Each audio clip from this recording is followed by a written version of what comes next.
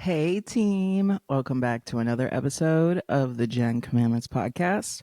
I am your host, Jenn Wien. I'm an engineer currently working in Wisconsin. I grew up in the Chicagoland area and I went to college in Michigan. Hey, how are y'all doing? Hey, how y'all doing? Um, fuck. What a week. You know what I mean?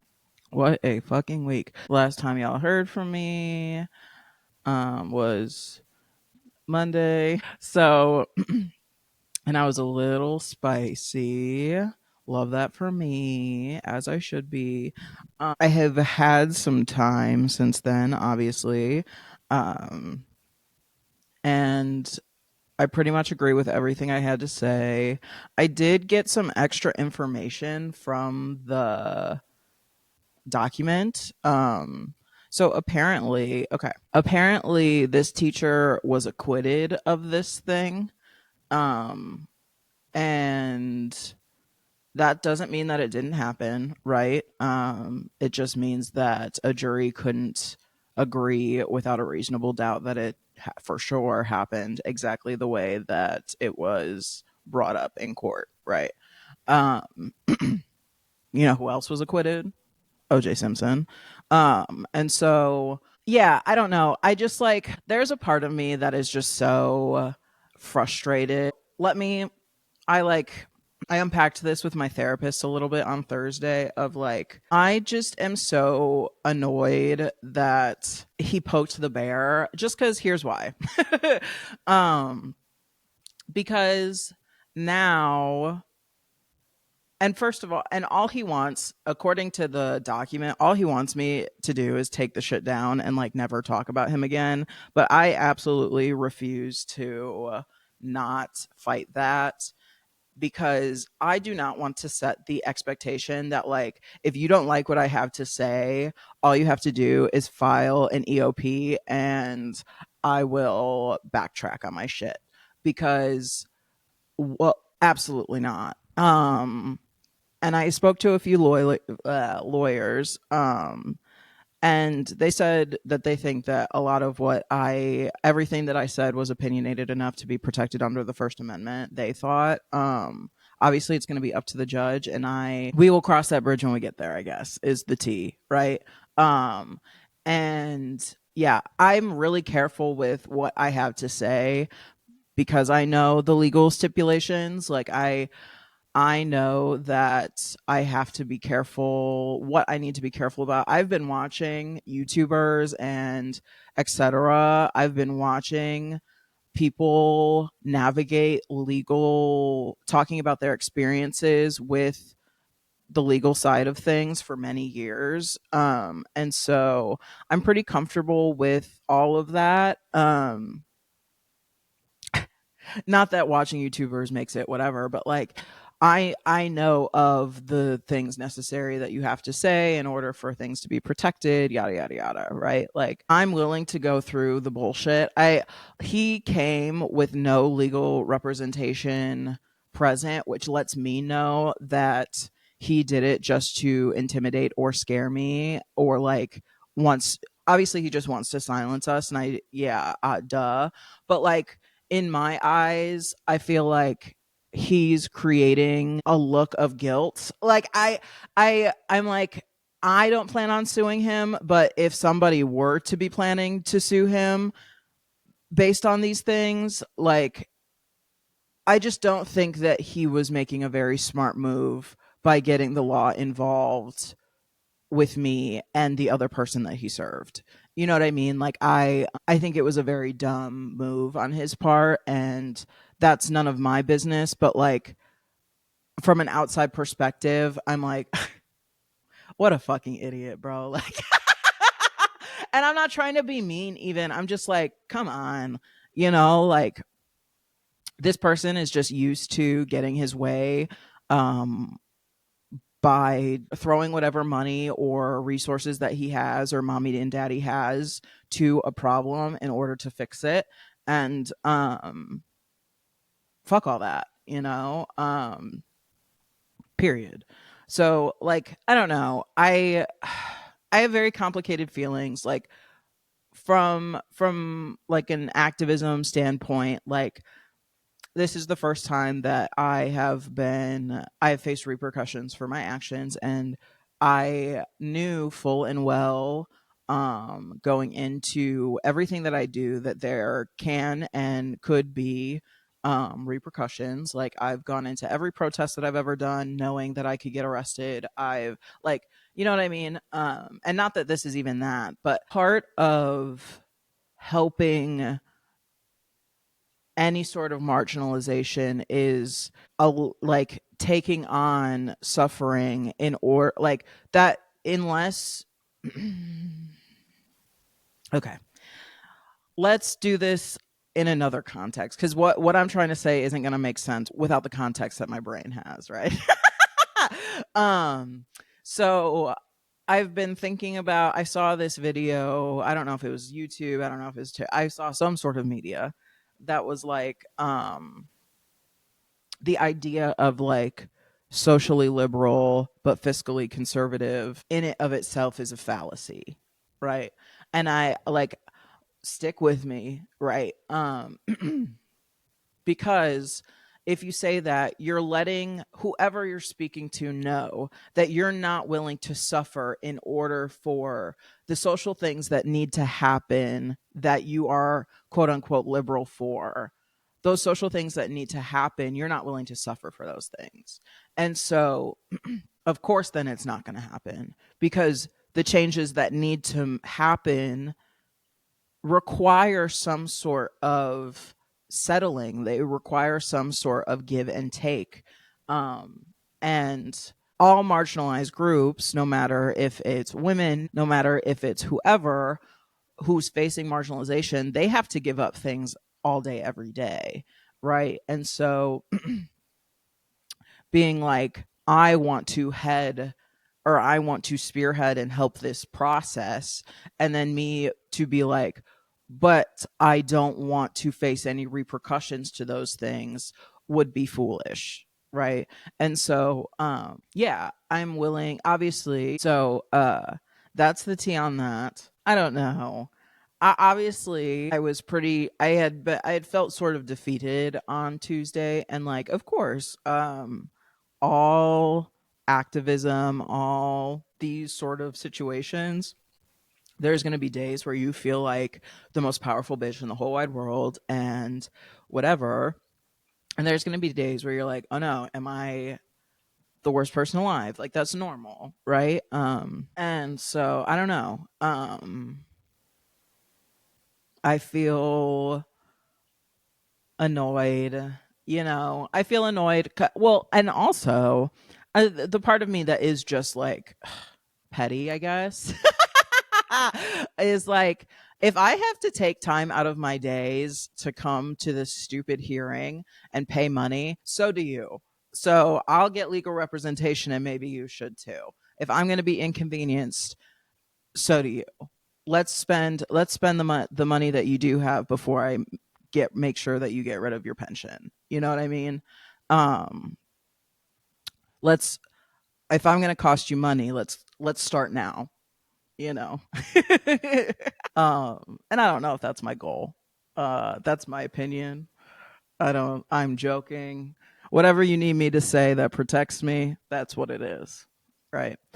Um so I don't know, man. It's a crazy it's a crazy whatever. But hey, hey. And also I discussed this with my therapist a little bit too of like, you cannot fire somebody because somebody messaged them and was like something might have happened. Like nobody fires somebody over a message to a Facebook group, right?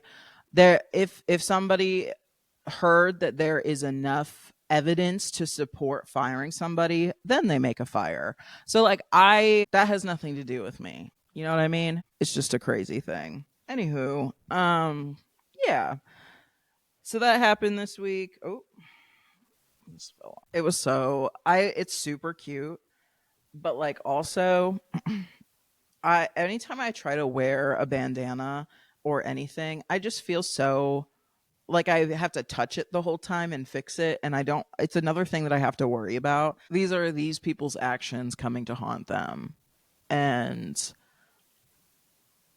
I'm being silenced for it. And like it's just it's another reminder that legality doesn't depict morality. you know you cannot base your moral compass on whether it's legal or not, because like should be legal, that is like crazy. So any hoozles. I also said that last episode and I was like, where did that come from? you ever I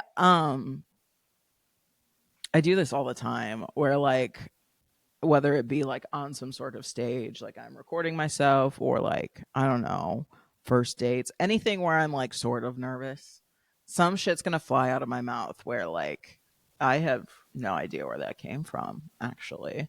Um, which is fun. I enjoy that about me. And honestly, I have no idea what is coming out of my mouth until it's already coming out sometimes. I'm performing for the camera, but I'm also like not weighing myself down by the expectations of others, if that makes sense.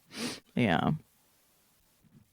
I don't know. I'm wearing my Mac Miller shirt today, feeling very divinely feminine. Oh my God, y'all. Ariana Grande came out with her deluxe and her short film, and it's excellent. I am a huge, huge fan of Intro End of the World, and she did an extended version for the deluxe. People were a little upset because it's a little choppy. Like the outro of the song is just like added on to with another track, like where she starts to fade out, she fades in with another like verse or what have you. Um, and it is a little choppy, but I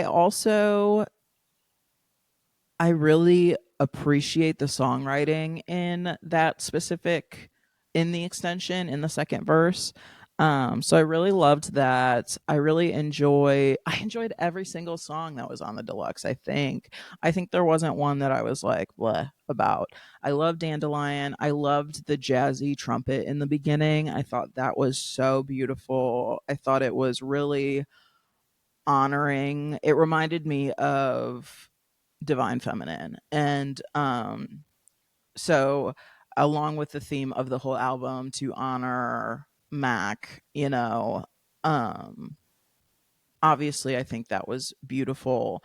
And the short film that accompanied the deluxe, I'm going to mention Fucking the Substance for like the fucking fifth week in a row or something, but it was very reminiscent in a lot of ways to the Substance, but it was also just so endearing. The concept is excellent, and obviously it is to be like Eternal Sunshine of the Spotless Mind. I think the idea of a concept album, and especially to unpack your divorce, to unpack everything that Ariana Grande has sort of been through in the last 5 to 10 years, and like her shedding that time of extreme turmoil for her mentally and emotionally, and move into this new phase of her life. I think, oh my God, it was excellent. I really, at the end of it, she comes to terms with her dad and hers relationship. It's like it is so kind and loving to her, and it honors all phases of her life and career. And I don't know, it was very moving. And I highly suggest going to watch it if you haven't already. It's, yeah, a lot of people don't love Ariana. um she's done some wild shit. She's known to be a homewrecker and whatnot. And it's rough. It's rough. I think it's hard for she's expressed and she's known that she's come from an explicit place of privilege, and I think I think when you're brought up like that, I think it would be hard to be satisfied by, yeah, I don't know. Not to make excuses for her, but I like she's been through an extraordinary circumstance, and to expect somebody to be right in the head. I'll just like to look for artists and to look to those types of people as to be like more not morally sound, just to like, I don't know, man, to feel life at such a high degree, to be able to make art at the level in which she does. And I mean this for any big artist or artist in general. The amount in which you're required to feel in order to be a good artist that moves people through art. um I think it would be silly to think that they wouldn't act goofy sometimes. Like, those are clearly fucked up people. And not not fucked up. We're all fucked up, but like, they are just human, and we all fuck up constantly. So like, I don't know, she's gonna wreck a home or two, I guess. We get some bangers out of it, but like, there is gonna be some collateral, you know. um and yeah, I don't know, I think we've also discussed that a little bit, of like the idea of genius and like allowing certain behavior on their behalf. Obviously that has to do with like politics too. I can't even touch politics right now, um because it fucking scares me so much. To discuss politics would send me into a fucking shame spiral for the next 6 hours. So like, yeah, I don't know, man. Thank God the tornado warning is going off. One sec, we'll take a break. Of course, Dante has to join. Oh, let me put this down. Of course, Dante has to join in on the fun too. He has to bark with the sirens. You know how it goes. It's lively up in this house. Okay, we're back. Ooh, we're back. Um, it's just crazy. I also really liked Warm. Warm is a good, it's a good like subtle love song. My favorite thing about Ariana is that she comes out with songs that are explanatory of love in such a like realistic way to me. I don't know. In Positions, she has a song called 630. And I know that POV is like the love song for Positions. It's a love album. It's about her marriage with Dalton. But like, the 630 to me is such a like beautiful exploration of falling in love. And I don't know, and like going through a lot and being like, I don't know if I need love. I don't know if like soul crushing love is what I'm out for. I think maybe I just want somebody to hang out with, and like, I don't know, I think that Ari expresses that in such a beautiful way that I very much understand. Anyway, my therapist told me not to talk bad about myself, so never mind. We're working on it. Well, she didn't tell me not to talk bad about myself. She said, "This week for homework, I would like you to note how you interact with yourself. I would like you to evaluate when you're talking about yourself and when you're thinking about yourself, evaluate it and be like, hmm, what did I just say about myself?" So, um, that's something that I would like to work on.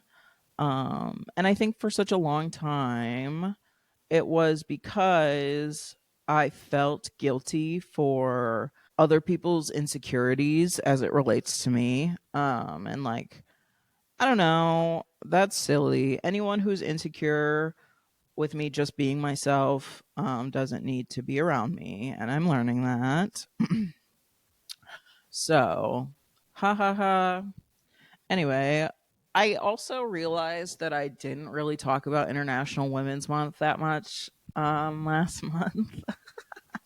Today's April 1st, I think. I was going to have an episode come out that was me like high in the hotel from when I stayed in the suburbs a couple weeks ago. But it just felt irrelevant because there were other episodes to upload before it. It's just like it's just been pushed and pushed and pushed, and now I'm like, bleh. Um, so I don't know. Maybe someday I'll release it from the archives, but today's not that day. But I realized that I didn't really talk about women too much in March, and it's International Women's Month. Um, and I don't know. I wanted to talk about Greta Gerwig a little bit. Now, Greta Gerwig is the director from Barbie, but she also directed Little Women, and I think she directed Lady Bird. I don't have my phone to check. I do have my computer, but Dante is currently on my lap. So, I'm pretty sure she also um, directed Lady Bird. Correct me if I'm wrong. But anywho, all three of these movies are women centered and about the woman experience in a lot of ways. Where Barbie is, we did a whole episode about Barbie where we discussed all of it. I would love to do another episode about Barbie someday. Um, just because it is such a, it was such a phenomenon, and it became such a politicized thing. Like, I don't want to give too much away about like my family issues right now, and I want to unpack my family problems at some point. I did a whole episode that unpack, and I just like got too nervous, and I don't know, but I loved the Barbie movie, and it made me absolutely sob. um and it became such a politicized thing that like my conservative mother wouldn't even, like, I had to ask her almost for a full year to watch it with me, and eventually, like, the only reason I got her to watch it with me was because like I literally, I don't know, it was like me, my brother, and my mom, they all came, like they came to visit me, and I was like, we basically cornered her with it. The movie had just meant so much to me and so much to womanhood to me, and like my experience as a woman, um that I thought it was important for her to see. But because she had already decided that it was like liberal propaganda, um she like wouldn't even give it the chance. And like eventually, the episode that I want to release is an episode that sort of discusses the conservative women phenomena, and like how there's almost like a badge of honor if you are a conservative woman, of like, I hate other women more than you. And I just feel so incredibly bad for them, because no matter how much you show men that you're not like other girls, they're never going to treat you the same as another man. Like, there's nothing that you can do to a man to convince them to treat you the same as a man, because they just simply won't. Okay? They don't fucking respect you. They don't care about you. And they never have. And the only reason they're tolerating you is because you're turning your back on the people who actually give a fuck about you, you know? Um, and we talked about that a little bit last week when we talked about how that teacher's mommy was with him, and I gave him a lot of shit about it, and like how I wish all kids got supported the way that white conservative women support their sons specifically, not their daughters. um and I want to come back and like double down on that, of like my therapist and I got to unpack that a little bit of like, obviously, while I was driving down, because I've been having family troubles. To be transparent, I haven't talked to any of my immediate family since October. And I've talked to my brother.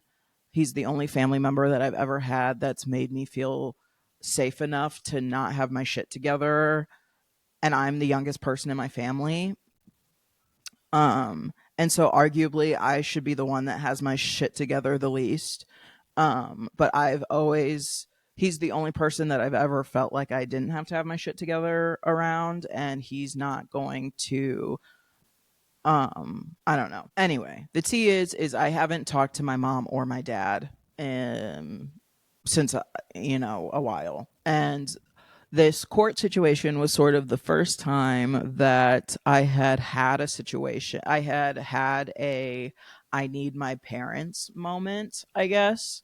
And I would never reach out to them because I sort of realized a couple years ago the like I need my parents moment don't apply to me, because like I would call my parents and like would feel worse afterwards. And like once that started happening consistently, I was like, oh, okay, I like don't have parents to turn to anymore. I've outgrown the advice that my parents can give me. I'm in territory that my parents have never experienced, and therefore they don't have sound advice to give me. Right.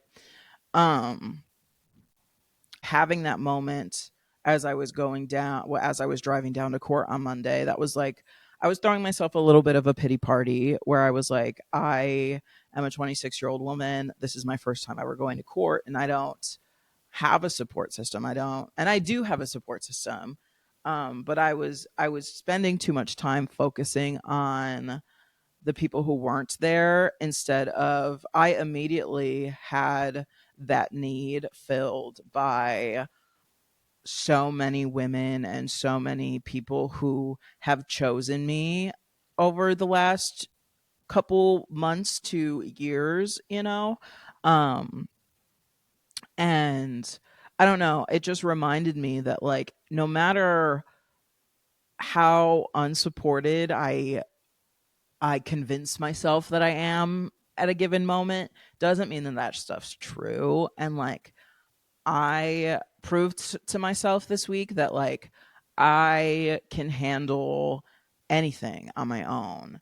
And I know that like going to court for an EOP isn't the worst thing that you can handle on your own. I know that, but it's something that I normally would have relied on calling my family before and after. I like it's something that I would have faced, or like it's something that I didn't think I would be able to handle on my own, and I did, and I was totally fine. And like I I think I was so nervous until I actually entered that room, and then as soon as I entered that room, I realized just how much I am not that child who needs to be scared anymore. Like I entered that courtroom and I was like, "Oh, not only am I an adult, I'm an adult that scares them."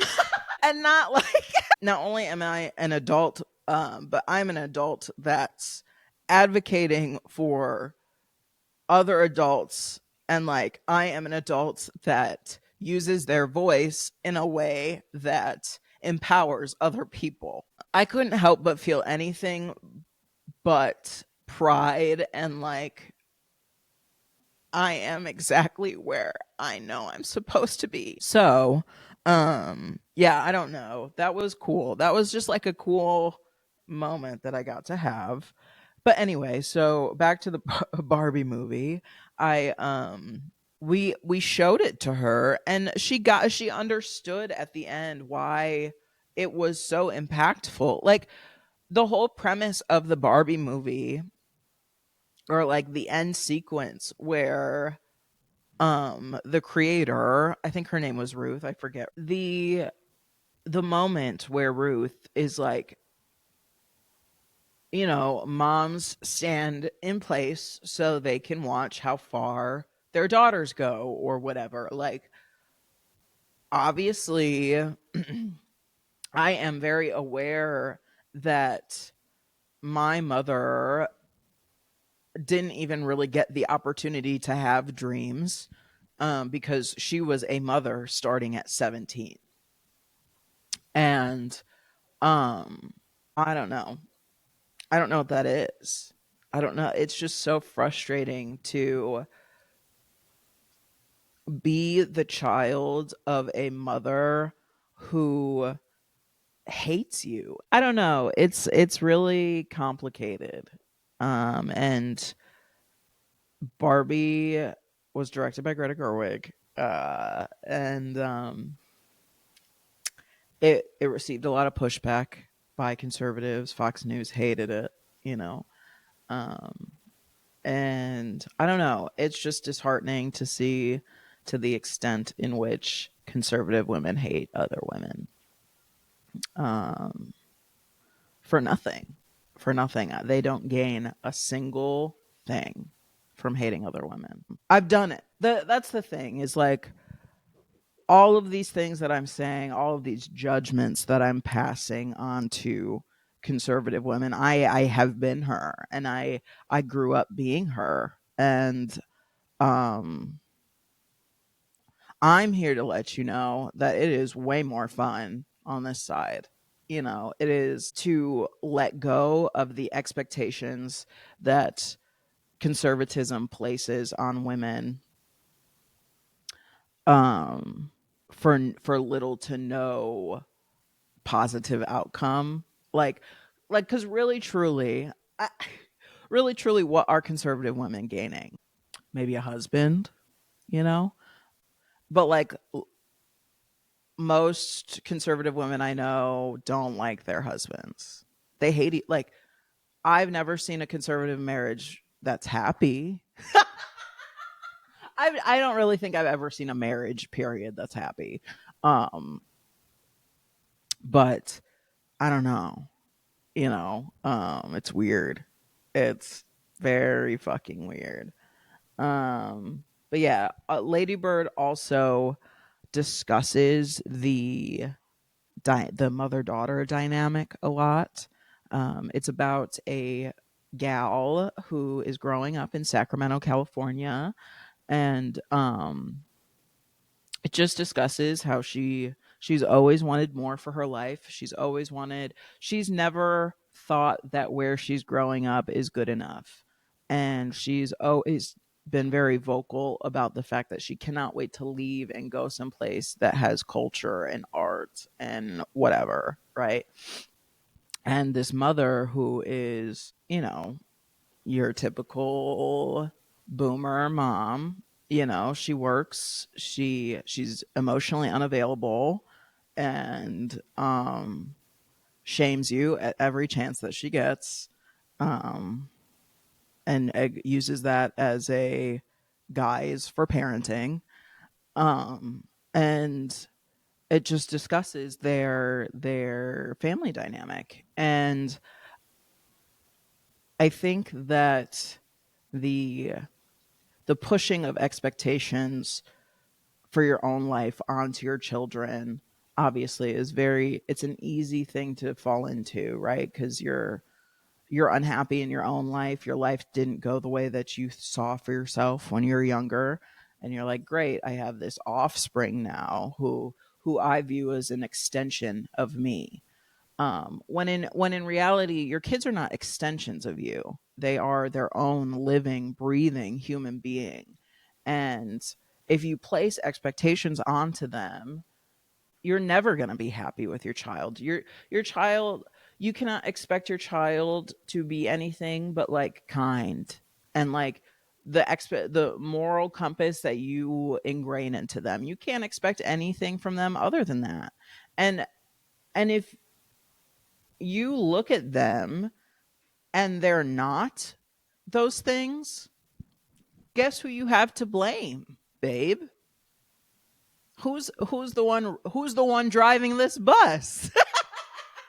Like once a child becomes an adult and once they're hitting that age, right? Lady Bird is the protagonist's name. Her name is Christine, but she wants to go by Lady Bird. And um once Lady Bird is starting to get to that age where she's heading off and starting to figure things out on her own, that is when the problems really start. Of course, because once once a child is of the age where they start making those moral decisions on their own, the job's sort of over already. It's not over, but any way that this child copes with however you raise them in their childhood is a reflection of what you did, and and how they treat you is a reflection of how you treated them when they depended on you. Like I don't think a lot of people really get that, of like how once a child no longer needs you for their every waking need, how they treat you is a reflection of how they were treated, because that's how they know how to show love now. So if you don't like how the way that your child shows love to people, I would maybe do some reflection, because they're only doing what they were shown, you know? And in a lot of ways, because of that, or they also then on the other side of that, they want to take credit for the good ways, right? The good ways that you show love. And I think that there's a lot of pushback then from the children too, because they're like, bitch, I learned this on my own. And I think that the truth is somewhere in the middle, right? All the bad things that a child has, I guess, I can't all be just the parent, but also then not all the good things are either. You can't just take credit for the good things and not also take responsibility for the bad. And I think that's where a lot of parents miss. And I think Greta Gerwig does such a great job in Lady Bird in showing that relationship dynamic, because you see how there are faults on both ends. You see Lady Bird do things out of spite, and you see the mom want to have a good relationship and be open and be emotional, but the ego just doesn't allow for that. I think because society, I watched a video, and I show this video to anyone who will watch it. uh, it's called When Your Greatest Fear is Being Like Your Mother. And it talks about Lady Bird. It talks about Everything Everywhere All at Once. And it talks about Little Women. And that's how I got put on to Little Women and Lady Bird. Like I hadn't watched either of those movies before I had watched this movie or this video on YouTube. And I had watched the video because I was having such a hard time navigating my new voice and my new I had learned over the last year how to advocate for myself and how to stick up for myself, and I had been advocating for people not to deal with these toxic relationships in their life. And I had advocated for my mom not to deal with toxic relationships in her life. And along the way, I had realized that I was doing the same things. Um, and so I had to take a step back from my family. Um, and that's been hard for me, but that video gave me a lot of language to things that didn't necessarily have before. And one of the things that it talks about is, as a society, we expect women to always have the answers, and we expect women to, like, women and daughters to inherently get along and whatever. But because of those expectations that patriarchy has imparted on us, um, we expect our moms to know everything. But on the other hand of that, moms expect themselves to know everything. And so when they make a mistake, I think it's hard for them to own up to it because in their eyes, it's their job to know everything. And admitting fault would mean that they don't know everything. And they're expecting themselves to be perfect and like expecting me to look at her. I think any parent, it doesn't just have to be moms to daughters. I think any parent that expects their child to look at them as if they are this perfect being that should always be listened to and who never makes mistakes. I think that's the expectation that's been set to for me for the people who I'm supposed to love. And so I've also, up to this point, expected other people to be that way towards me. And I like, that is crazy. Hey, bitch, that's crazy. That's absolutely fucking bonkers because nobody's perfect. And then with that, with the understanding that neither party here is perfect, then it should be easy for us to discuss what we're struggling with. It should be easy for us to create a space because we're both human with insecurities, vulnerabilities, and flaws that can openly discuss the things that we're struggling with about the relationship. But because parents don't, a lot of parents, I don't know if it's all parents, a lot of parents don't view parent kid relationships as real relationships that require respect on both sides and whatever. It's not, there's no way to get there. And at least from my perspective, my parents, both of them, expect me to view them as my parent. And I have little to no evidence that supports the fact that they can be my parent. You know, like in a lot of ways, it is my perception that I raised myself. um, and maybe not in the ways monetarily I raised myself, but in every other way, I feel like I raised myself. Why would I view them as my parents? And I just think that they need to understand that, like, if you're going to have a relationship with me, and I need to understand that if I'm going to have a relationship with them, I also can't view them as my parent. I have to view them as my acquaintance to friend at this point. Like they I cannot hold expectations of them being my parent because I'm going to disappoint myself. Like I have just come to terms with a lot of things because of Greta Gerwig's movies. Um that I highly, highly, highly suggest that you go watch them. I know that I've talked about Little Women in detail on this fucking podcast. Um, but that's another one that I think you should watch by her. But yeah, that's the tea on that. I to bring it back to International Women's Month. Of all the internet of all the women right now, she's one of my bigger inspirations. So go check out Greta Gerwig.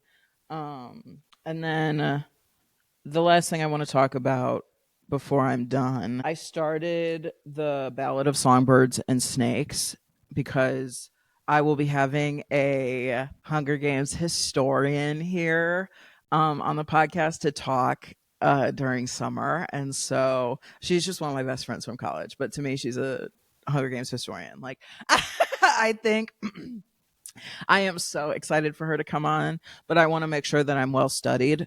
I haven't read this in its entirety um yet, and so I've started it a couple times, but I'm finally reading it and annotating it for her because I want to make sure that I haven't read the original books since I was literally in middle school, and then Hey Mitch's book just came out, and so I want to make sure that I have them all read by the time she comes and visits, so that we can really get into it for real.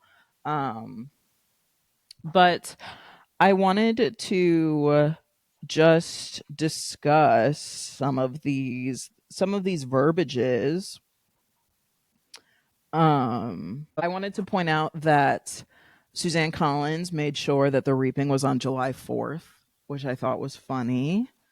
Oh, I also wanted to point out that one of the lines says, as in the past, the tributes will be dumped into the Capitol Arena, a now dilapidated amphitheater that had been used for sports and entertainment events before the war, along with some weapons to murder one another. I wanted to bring up that Suzanne Collins never shies away from the fact that the Hunger Games is supposed to be a dystopian future for the United States. Like, if you didn't know, the Hunger Games takes place in what's supposed to be North America, like a post-apocalyptic North America. So it would make sense that there would be a ton of arenas everywhere. And in theory, if they wanted to, they would just use different arenas every year, because we have enough sporting arenas in the US, you know, for quite a few years. So that's that. I also underlined in here that self medication was a citywide epidemic, which I think is also very prominent for an authoritarian government. There has to be a way to perform escapism, you know? So I thought that was interesting. Um, oh my God. And then also, Coriolanus is just such a dick in the way that he thinks. So the story's told from third person. So that means, I think it's third person. So that means that you're being told from the perspective of like just some outside viewer. So like basically the story's told from the perspective as if you're like sitting in a cloud. And sometimes you're let into people's thoughts, but like you're just sort of watching it from the outside looking in instead of being told from Coriolanus's perspective or whatever. But it says the newly rich climbers in the capital were chipping away at the old order simply by virtue of their presence. And I wrote in the little margins, I said, authoritarian culture leads us to believe that there can only be one good thing at a time. And like, it leads you to believe that there can only be, yeah, like we said, one powerful entity. And anyone who's trying to make money is your direct competition. Because in capitalist society, that's the truth. You know, like, sure, it leads to furthering of science or whatever to be competitive, but I think that the cons outweigh the pros when it comes to the cost benefit analysis of capitalism, you know. What else is in here? Oh my god, he was talking so much shit about how he was assigned the 12 girl, and he was so misogynistic in the way that he thought about it, of like, why would I want a woman? I He was thinking about it strategically of like, if I were to have a woman, my likeliness of winning is lower, or like being a good mentor is lower. And he solely was looking towards the Hunger Games. Coriolanus Snow, by the way. So if you haven't read the new Hunger Games books and you're only familiar with the original three, which is Hunger Games, Catching Fire, and Mockingjay, if you're only familiar with those three, this book, The Ballad of Songbirds and Snakes, this is a prequel to those books, and this is about how President Snow came to be a game maker. Because before he became President Snow, he was one of the people pulling strings. And from my understanding, I haven't read through the book yet. From my understanding, he is one of the main reasons that the Hunger Games becomes the big social event that it is. He becomes very good at marketing the Hunger Games as a Super Bowl esque event. And so that's what this book will be talking about. It'll be discussing, you know, like the power of whatever, right? And so I will be discussing this probably throughout the weeks as I'm reading. But like I said, we will also be having a Hunger Games historian come in and we'll discuss sort of how the Hunger Games relates to our current political climate, et cetera, right? Which I'm really excited for. Suzanne Collins is a so from my understanding, she was a military brat when she was young. So, and I'm pretty sure her grandfather served in the Vietnam War. And so she grew up wanting to show people a very realistic view of what war does and what power imbalance does and how it affects its citizens. And I I think she's brilliant. And I'm excited to read through this. I'm terrible. Okay. I'm being careful about how I speak to myself, but um it's hard for me to read. If I don't finish something within like 4 days, it'll probably take me 3 months to finish it. And with doing 75 soft, I've been working on that of like being more consistent with reading. I've gotten a lot better with not playing the TV to go to sleep, because I think it disrupts your sleep patterns a little bit. And so I've been reading instead and like just making sure, like, I still haven't finished Iron Flame, and that came out in what? That came out months ago. And I just like couldn't, I have like less than 200 pages left, and I just cannot get myself to finish it, you know? So yeah, I'm reading that. That's all I got this week. I feel this is probably the proudest that I've been of myself in a long time. I feel really good about how I handled myself this week, how I p- plan to handle myself in coming weeks. Like I'm like, oh, I'm really I'm settling into who I am as a person, and that feels really nice. So, I don't know. I don't know. That's all I have for this week. Thank you for listening. I love you very much. Um, what is it? Go for a walk, wash your face, drink some water, read a book, do something that you have been wanting to do for a while and just haven't brought yourself to do it yet. Go do something like that. Okay? All right. Love you. Bye.